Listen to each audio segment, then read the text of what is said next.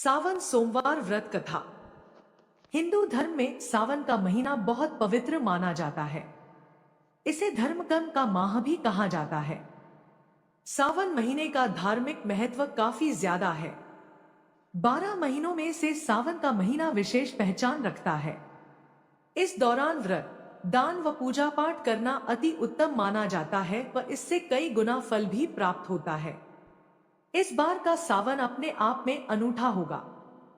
हमारे पुराणों और धर्म ग्रंथों को उठाकर देखें तो भोले बाबा की पूजा के लिए सावन के महीने की महिमा का अत्यधिक महत्व है। इस महीने में ही पार्वती ने शिव की घोर तपस्या की थी और शिव ने उन्हें दर्शन भी इसी माह में दिए थे। तब से भक्तों का विश्वास है कि इस महीने में शिव जी की तपस्या और पूजा पाठ से शिव जी जल्द प्रसन्न होते हैं और जीवन सफल बनाते हैं। अब आइए सावन माह के कथा का श्रवण करते हैं। अमरपुर नगर में एक धनी व्यापारी रहता था। दूर दूर तक उसका व्यापार फैला हुआ था। नगर में उस व्यापारी का सभी लोग मान सम्मान करते थे। इतना सब कुछ होने पर भी वह व्यापारी अंतर्मन से बहुत दुखी था, क्योंकि उस व्यापारी का कोई पुत्र नहीं था। दिन रात उसे एक ही चिंता सताती रहती थी। उसकी मृत्यु के बाद उसके इतने बड़े व्यापार और धन संपत्ति को कौन संभालेगा। पुत्र पाने की इच्छा से वह व्यापारी प्रत्येक सोमवार भगवान शिव की व्रत पूजा किया करता था। सायंकाल को व्यापारी शिव मंदिर में जाकर भगवान शिव के सामने घी का दीपक जलाया करता था। उस व्यापारी की भक्ति देखकर एक दिन देवी पार्वती ने भगवान शिव से कहा, हे प्राणनाथ, यह व्यापारी आपका सच्चा भक्त है। कितने दिनों से यह सोमवार का व्रत और पूजा नियमित कर रहा है। भगवान, आप इस व्यापारी की मनोकामना अवश्य पूर्ण करें। भगवान शिव ने मुस्कुराते हुए कहा, हे पार्वती, इस संसार में सबको उसके कर्म के अनुसार फल की प्राप्ति होती है। प्राणी जैसा कर्म करते हैं उन्हें वैसा ही फल प्राप्त होता है। इसके बावजूद पार्वती जी नहीं मानी। उन्होंने आग्रह करते हुए कहा, नहीं प्राणनाथ, आपको इस व्यापारी की इच्छा पूरी करनी ही पड़ेगी। यह आपका अनन्य भक्त है। प्रत्येक सोमवार आपका विधिवत व्रत रखता है और पूजा अर्चना के बाद आपको भोग लगाकर एक समय भोजन ग्रहण करता है। आपको इसे पुत्र प्राप्ति का वरदान देना ही होगा। पार्वती का इतना आग्रह देखकर भगवान शिव ने कहा, तुम्हारे आग्रह पर मैं इस व्यापारी को पुत्र प्राप्ति का वरदान देता हूं, लेकिन इसका पुत्र 16 वर्ष से अधिक जीवित नहीं रहेगा। उसी रात भगवान शिव ने स्वप्न में उस व्यापारी को दर्शन देकर उसे पुत्र प्राप्ति का वरदान दिया और उसके पुत्र के 16 वर्ष तक जीवित रहने की बात भी बताई। भगवान के वरदान से व्यापारी को खुशी तो हुई, लेकिन पुत्र की अल्पायु की चिंता ने उस खुशी को नष्ट कर दिया। व्यापारी पहले की तरह सोमवार का विधिवत व्रत करता रहा। कुछ महीने पश्चात उसके घर अति सुंदर पुत्र उत्पन्न हुआ। पुत्र जन्म से व्यापारी के घर में खुशियां भर गईं। बहुत धूमधाम से पुत्र जन्म का समारोह मनाया गया। व्यापारी को पुत्र जन्म की अधिक खुशी नहीं हुई, क्योंकि उसे पुत्र की अल्प आयु के रहस्य का पता था। यह रहस्य घर में किसी को नहीं मालूम था। विद्वान ब्राह्मणों ने उस पुत्र का नाम अमर रखा। जब अमर 12 वर्ष का हुआ तो शिक्षा के लिए उसे वाराणसी भेजने का निश्चय हुआ। व्यापारी ने अमर के मामा दीपचंद को बुलाया और कहा कि अमर को शिक्षा प्राप्त करने के लिए वाराणसी छोड़ आओ। अमर अपने मामा के साथ शिक्षा प्राप्त करने के लिए चल दिया। रास्ते में जहां भी अमर और दीपचंद रात्रि विश्राम के लिए ठहरते, वहीं यज्ञ करते और ब्राह्मणों को भोजन कराते थे। लंबी यात्रा के बाद अमर और दीपचंद एक नगर में पहुंचे। उस नगर के राजा की कन्या के विवाह की खुशी में पूरे नगर को सजाया गया था। निश्चित समय पर बारात आ गई, लेकिन वर का पिता अपने बेटे के एक आंख से काने होने के कारण बहुत चिंतित था।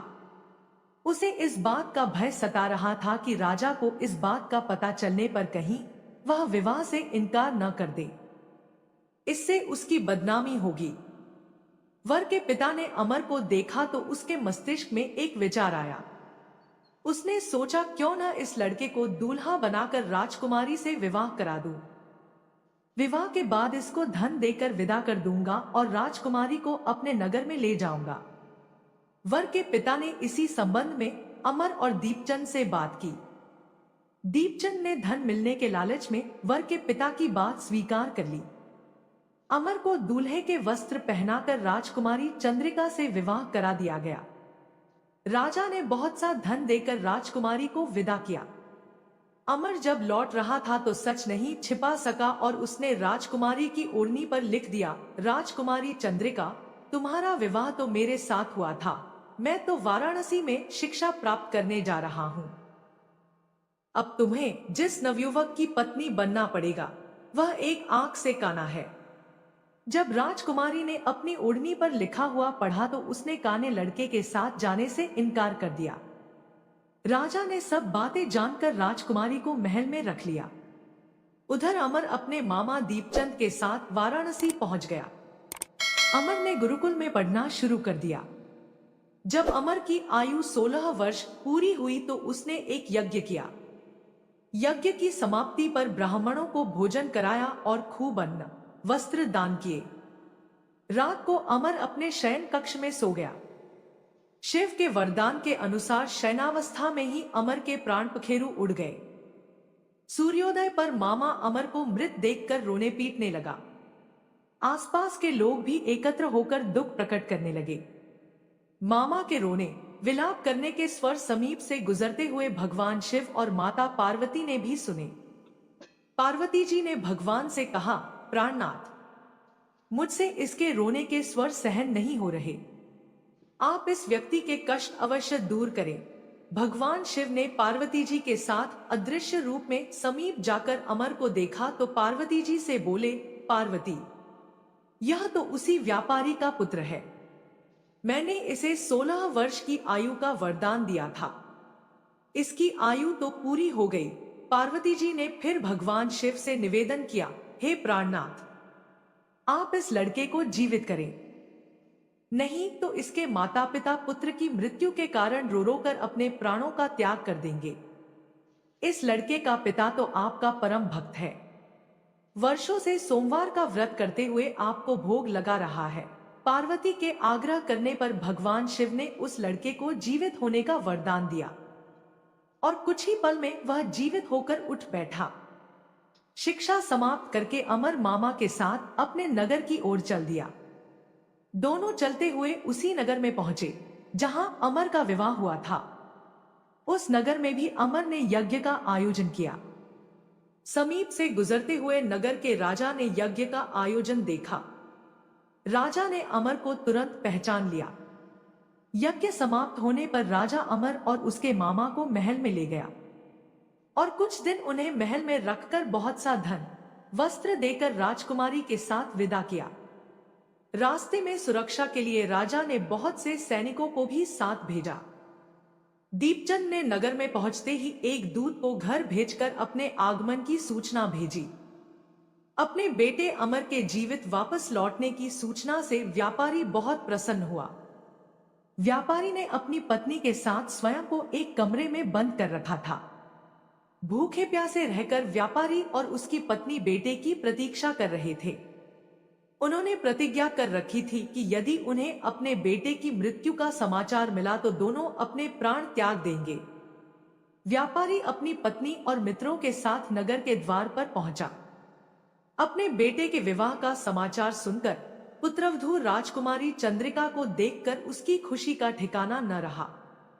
उसी रात भगवान शिव ने व्यापारी के स्वप्न में आकर कहा, हे श्रेष्ठी, मैंने तेरे सोमवार के व्रत करने और व्रत कथा सुनने से प्रसन्न होकर तेरे पुत्र को लंबी आयु प्रदान की है। व्यापारी बहुत प्रसन्न हुआ। सोमवार का व्रत करने से व्यापारी के घर में खुशियां लौट आईं। शास्त्रों में लिखा है कि जो स्त्री पुरुष सोमवार का विधिवत व्रत करते और व्रत कथा सुनते हैं, उनकी सभी इच्छाएं पूरी होती हैं। शिवलिंग पर जल चढ़ाने से कौन से फल की प्राप्ति होती है, आज आप श्रवण करेंगे दुख दरिद्र का नाश करने वाली भोलेनाथ की पौराणिक कथा। यह कथा शिव पुराण में वर्णित है। शिव पुराण में कहा गया है, जो भी भक्त इस कथा को शांत मन से भक्ति भाव से सुनता है, तो उसके जन्मों की दुख दारिद्र्य समाप्त हो जाती है। दरिद्र धनवान हो जाते हैं, रोगी रोग मुक्त हो जाते हैं, भाग्य का द्वार खुलता है। शिवलिंग पर जल चढ़ाने से किस फल की प्राप्ति होती है? आइए श्रवण करते हैं शिवजी माता पार्वती की कल्याणकारी कथा। यदि आपने यह कथा पूरे अंत तक सुन लिया तो यकीनन आपको अपनी परेशानियों का हल, भगवान के प्रति श्रद्धा और भक्ति 100 गुना ज्यादा बढ़ जाएगी। तो इसीलिए कथा को पूरे मन से सुने। कथा को पूरा सुनने से लाभ मिलता है और आधा अधूरा सुनने से भगवान का अपमान होता है। साथ ही आप सभी वीडियो को एक लाइक करके ओम नमः शिवाय या हर हर महादेव कमेंट में जरूर लिखें। शिव पुराण के अनुसार एक गांव में एक गरीब ब्राह्मण अपनी पत्नी व अपने पुत्र के साथ रहा करता था। उसके पुत्र का नाम सोमदत्त था। वह गरीब बूढ़ा ब्राह्मण नित्य प्रति शिव जी को जल चढ़ाया करता था और उसकी पत्नी ब्राह्मणी को यह सब बिल्कुल भी पसंद नहीं था। प्रिय भक्तों, दरअसल ब्राह्मणी पहले बहुत पूजा पाठ करती थी, व्रत उपवास सब कुछ करती थी। इतना सब कुछ करने के बाद भी उसकी गरीबी दूर नहीं हो रही थी। जब ब्राह्मण जवान था तो कहीं से कथा सुनाकर पूजा पाठ करके दक्षिणा लाता, उसी से उसका गुजारा होता था। फिर भी ब्राह्मणी इस आस में पूजा पाठ करती थी कि कभी ना कभी उसकी गरीबी दूर होगी, किंतु उसके पूजा पाठ का कोई फल नहीं मिला। अब तो ब्राह्मण बूढ़ा हो गया था, उसमें इतनी शक्ति नहीं थी कि वह कहीं गांव गांव में जाकर कथा कराए। वह बीमार रहने लगा, घर में कमाने वाला कोई भी नहीं था। ब्राह्मण का बेटा सोमदत्त गुरुकुल में पढ़ा करता था। अब ब्राह्मणी के घर में खाने के लाले पड़ गए तो वह गुस्से में पूजा पाठ करना छोड़ देती है और ब्राह्मण को भी पूजा पाठ करने से मना करने लगती है और कहती थी कि भोलेनाथ और अन्य देवी देवताओं की पूजा करते करते जवानी से बुढ़ापा आ गया, लेकिन भगवान ने हमारी गरीबी दूर नहीं की, उल्टा अब तो दाने दाने को मोहताज हो गए हैं। अरे मेरी ही मति मारी गई थी कि मैंने दिन रात उपवास व्रत किया, जब तप में अपने शरीर को सुखा दिया। अब क्या देगा तुम्हारा शिव जो तुम शिवलिंग पर जल चढ़ाया करते हो? प्रिय श्रोताओं, ब्राह्मणी की बातों को सुनकर ब्राह्मण कुछ नहीं कहता था। उसे तो अपने आराध्य भोलेनाथ पर पूरा विश्वास था। अब ब्राह्मण का बेटा अपनी शिक्षा पूरी करके गुरुकुल से वापस अपने घर आ गया और अपनी माता पिता की सेवा करने लगा। एक दिन की बात है, सोमदत्त शिव मंदिर में अपने पिता के साथ पूजा पाठ कर रहा था और वहीं पर शिव भक्तों को कथा सुनाने लगा। वह कहता है कि जो भक्त भगवान शिव की कथा को सुनते हैं, उनके मन में जो इच्छा रहती है भोलेनाथ उनकी मनोकामना अवश्य पूरी करते हैं। प्रिय श्रोताओं, सोमदत्त की यह सब बातें मंदिर में पूजा करने आए उसी राज्य के राजा ने सुन लिया और उसे यह बात बहुत ही अच्छी लगी और उसने सोमदत्त को अपने यहाँ राजकुमारी को कथा सुनाने के लिए नौकरी पर रख लिया। अब सोमदत्त प्रतिदिन राजा के लड़की को कथा सुनाने जाया करता था। वहां से दक्षिणा में जो भी मिलता उसमें ही वह अपने परिवार का पालन पोषण करने लगा। इस पर भी ब्राह्मणी खुश नहीं थी। उसने कहा, मुझे अपने बच्चे की भविष्य की चिंता है। हमारा जीवन तो जैसे तैसे कट गया, लेकिन मेरे पुत्र का जीवन अभी बाकी है। हमारे मरने के बाद उसका क्या होगा? हमारी भक्ति पूजा पाठ का फल लगता है कभी नहीं मिलेगा। क्या भोलेनाथ को मेरा दुख दिखाई नहीं देता? मेरा पुत्र राजा के घर से जो कुछ भी लेकर आता है, माना कि उससे हमारे पूरे परिवार का पेट भर जाता है, किंतु और भी आवश्यकताएं कैसे पूरी होंगी? ईश्वर ने अपनी आंखें क्यों बंद कर रखी हैं? क्या मेरे पुत्र को हमारे तरह ही गरीबी में रहना होगा? ब्राह्मण और ब्राह्मणी की ये करुण पुकार जब माता पार्वती ने सुना तो उन्होंने शिव जी से कहा, हे देव, हे महेश्वर, आप सर्वज्ञ हैं, आप क्यों इन दोनों की परीक्षा ले रहे हैं? प्रभु, ब्राह्मण आपका परम भक्त है, अब आप उसके दुख का नाश करें प्रभु, अन्यथा यह ब्राह्मण कहीं आपकी पूजा करना बंद ना कर दे, कहीं उसके मन में आपके प्रति विश्वास समाप्त ना हो जाए। माता पार्वती की बात को सुनकर भोलेनाथ ने कहा, हे देवी, आप चिंता ना करें, मैंने उनके भाग्य उदय का बीज तो पहले ही बो दिया है। अब हम दोनों को साथ में लक्ष्मी जी विष्णु जी को लेकर इस ब्राह्मण के घर जाने का समय आ गया है। मेरी कृपा के साथ ही वह ब्राह्मण दंपति विष्णु लक्ष्मी के भी कृपा के पात्र हैं। उन दोनों पति पत्नी ने हम दोनों की पूजा एक साथ की है। हे देवी, पृथ्वी लोक पर जाकर हमें शिव लीला करनी है। प्रिय श्रोताओं, अब शिव जी तुरंत माता पार्वती जी के साथ नंदी पर सवार होकर बैकुंठ लोक में जाते हैं, जहां दयानिधि भगवान विष्णु शेष नाग के सैया पर विराजमान थे। माता लक्ष्मी उनके पांव दबा रही थी। तब शिव जी ने विष्णु जी से पृथ्वी लोक पर चलने को कहा। विष्णु जी बोले, हे देवी लक्ष्मी, चलिए, हमारे भक्त का बुलावा आ गया है। अब क्या था, चारों देवी देवता साधु का भेष धारण कर पृथ्वी पर उपरोक्त ब्राह्मण के घर पहुंचकर अलख जगाया और कहा, अलख निरंजन, अलख निरंजन। घर में से बूढ़ा ब्राह्मण निकला, उसने उन्हें प्रणाम किया तो उन साधु भेषधारी भगवान विष्णु और शिव जी ने कहा, हम रात्रि में आपके घर पर विश्राम करेंगे। इस पर ब्राह्मण पुत्र सोमदत्त ने अतिथि देवो भव ऐसा विचार कर कहा, महाराज, मेरे घर में दक्षिणा में मिले दाल भात आदि से हम तीनों के भोजन की पूर्ति होती है, अतः मैं एक समय के भोजन की व्यवस्था कर सकता हूँ। साधुओं ने उसे एक बर्तन देकर कहा कि वह दाल भात इस बर्तन में बनाओ, तो हम सबका दोनों समय का भोजन बन जाया करेगा। इस प्रकार उस बर्तन में बने भोजन से दोनों समय के भोजन की पूर्ति हो गई। अगले दिन प्रातः काल में सोमदत्त जाने लगा तो साधु रूपी भगवान शिव जी ने पूछा, हे पुत्र, तुम कहाँ जा रहे हो? उसने कहा, है साधु महाराज, मैं राजा की लड़की को कथा सुनाने जा रहा हूँ। साधु ने कहा, तुम कथा सुनाने के बाद राजा की लड़की से पूछना कि तुम किस अभिलाषा की पूर्ति के लिए कथा सुनती हो। अब सोमदत्त राजकुमारी को कथा सुनाने के बाद वही प्रश्न पूछता है कि तुम किस अभिलाषा की पूर्ति के लिए कथा सुनती हो। राजा की लड़की ने कहा, मैं इस अभिलाषा से कथा सुनती हूँ कि मुझे ऐसा वर मिले जिसकी चर्चा सभी की जबान पर हो, उसके माथे पर चांद और सूरज की रोशनी हो तथा वह भाग्य का ऐसा धनी हो कि उसके कदमों में लक्ष्मी थिरकती हुई हो तथा ऐसी बारात हो जैसी किसी ने अब तक नहीं देखी हो। प्रिय श्रोताओं, अब वापस आकर सोमदत्त ने राजकुमारी की सारी बातें साधुओं को बताई। अब देखिए, अब अगले दिन प्रातः काल में जब वह कथा सुनाने के लिए जाने लगा तो साधुओं ने कहा, बच्चा, आज राजा की बेटी से फिर वही प्रश्न करना। वह फिर से तुम्हें कल वाली बातें बताए तो तुम यह तुरंत कह देना कि जैसा पति तुम्हें चाहिए वैसा केवल मैं ही हूं, ऐसा कहकर भाग आना।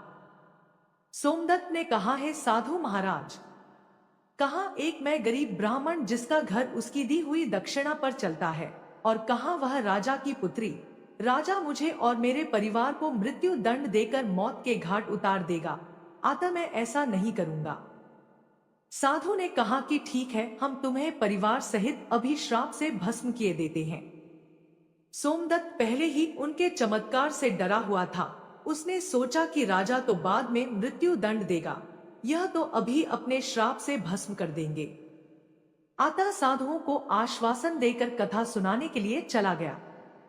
कथा सुनाने के बाद सोमदत्त ने कहा, है राजकुमारी, कल आपने जो बताया था उसके अनुसार जैसा वर तुम्हें चाहिए वैसा वर मैं ही हूं। ऐसा कहकर तुरंत वह वहां से भाग आया। राजा की पुत्री को एकदम आघात पहुंच गया। उसने दासी के द्वारा अपने पिताजी को बुलाकर सब बात बताई।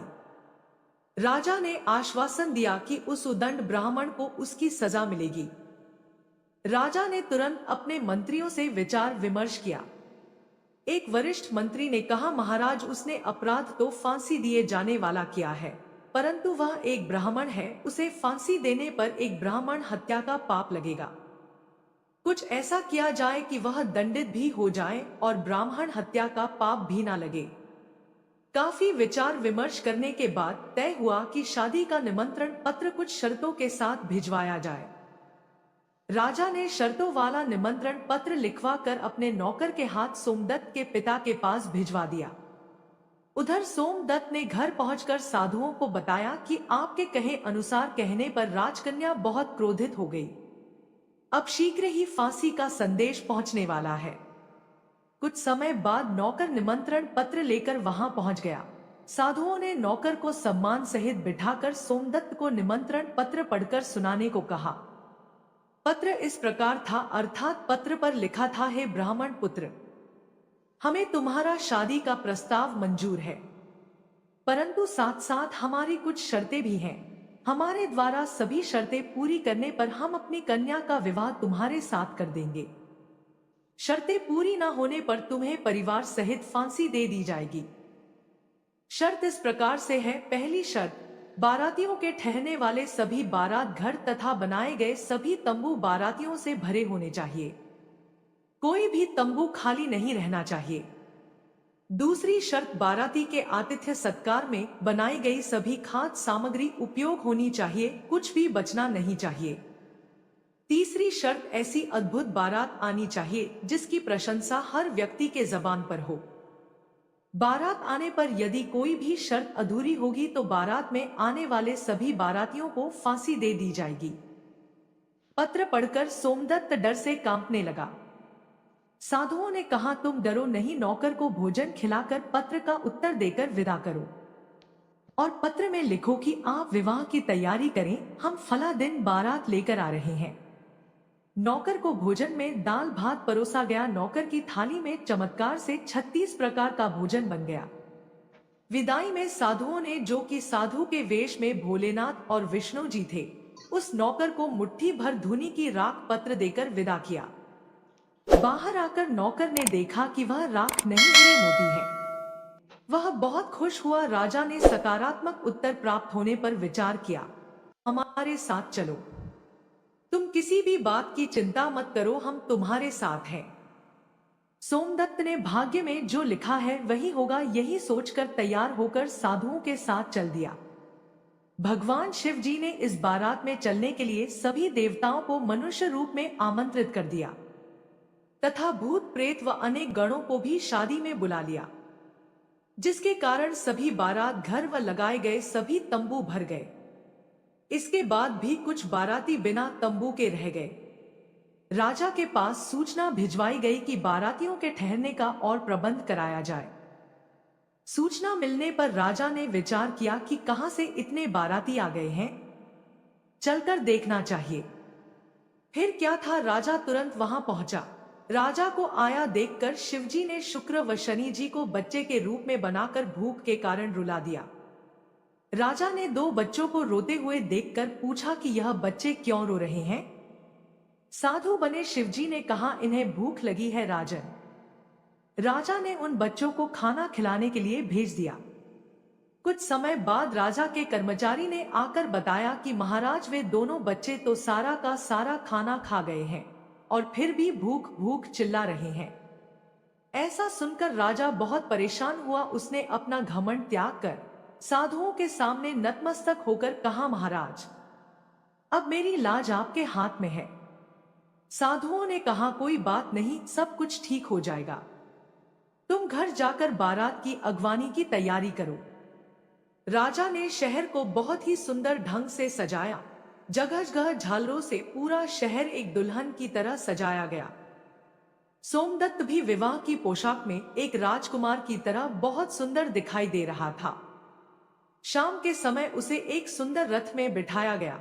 रथ के आगे अनेक प्रकार के बैंड बाजे नगाड़े वाले झूम रहे थे, नाच रहे थे। दूल्हे के मस्तक पर सेहरे को चांद और सूरज से सजाया गया। बाराती हाथ में मुद्राएं लेकर एक दूसरे पर न्योछावर करके इधर उधर उड़ा रहे थे। बारात के इस विहंगम दृश्य को देखकर लोग आपस में कहने लगे कि इस ब्राह्मण के भाग्य को तो देखो, इसके मस्तक के चेहरे में चांद सूरज और चारों तरफ से इस प्रकार धन लक्ष्मी उड़ाया जा रहा है, मानो किसी बड़े राजा की बारात निकल रही है। ऐसी बारात हमने अपने जीवन में कभी नहीं देखी और ना आगे देखने की उम्मीद है। यह भाग्य का बड़ा धनी है।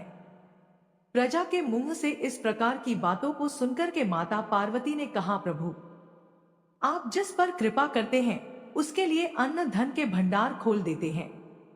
भगवान भोलेनाथ ने कहा, है पार्वती, जो भक्त मेरी पूरी श्रद्धा भक्ति से पूजा करते हैं, मैं उन्हें उनके पूजा का फल अवश्य देता हूँ। उन्हें दुख तभी तक झेलना पड़ता है जब तक कि उनके पाप कर्म खत्म नहीं हो जाते। पुण्य कर्म जैसे ही उदय होते हैं, उनके भाग्य के दरवाजे खुल जाते हैं। और जो भक्त भगवान की कथाओं को सुनता है, उन्हें भी राजकुमारी की तरह फल प्राप्त होता है। राजकुमारी ने प्रतिदिन भगवान की कथाएं सुनी। उसने मन में जो भी कामना की उसे वह मिला। यह तो भोलेनाथ, माता पार्वती, विष्णु जी, लक्ष्मी जी की महिमा थी, जिसके कारण ब्राह्मण धनी हो गया। उसका भी घर महल की तरह सुंदर हो गया। उसके घर में नौकर चाकर इत्यादि की कमी नहीं थी। अपार धन दौलत से घर भरा हुआ था। और ब्राह्मणी ने भी फिर से भगवान की पूजा अर्चना करनी शुरू कर दी। खूब दान दक्षिणा देना शुरू कर दिया और नित्य प्रति भगवान के कथाओं को सुना करती थी। एक बार प्रेम से बोलिए, लक्ष्मी नारायण भगवान की जय। ओम नमः शिवाय। जय माता पार्वती। हर हर महादेव। अगर वीडियो पसंद आई तो हमारे चैनल को सब्सक्राइब करें। धन्यवाद।